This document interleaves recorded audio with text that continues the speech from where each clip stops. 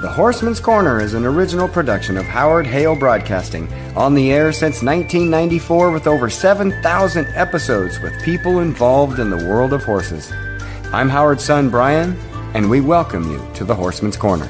I'd like to invite you to visit the website that we have for the Horseman. That's horsemanscorner.com. Good place to advertise, good place to go if you're looking for horse information. That's horsemanscorner.com.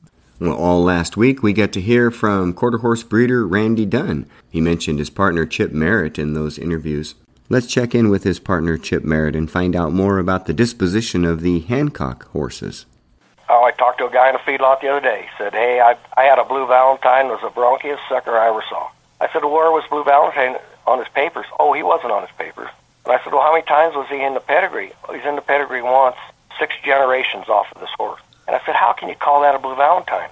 I got to look at the papers. He had more Two-Eyed Jack in him. He had more Dock Bar in him than he had Blue Valentine. But that's what you run into. Stories out there how bronchi some of the Hancocks were. And you think about it, you know, back in the olden days, and when I first started breaking horses, we didn't start riding until they're 4 years old, and they're dang stout, and they hadn't had much handling, and, you know, they're a handful. And since the dang Joe Hancocks were so tough, they were a little tougher than most. And now I ride them when they're a year and a half old, and I have not had one buck with me for so long.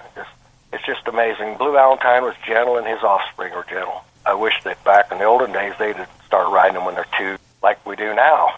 Renowned quarter horse breeder Chip Merritt.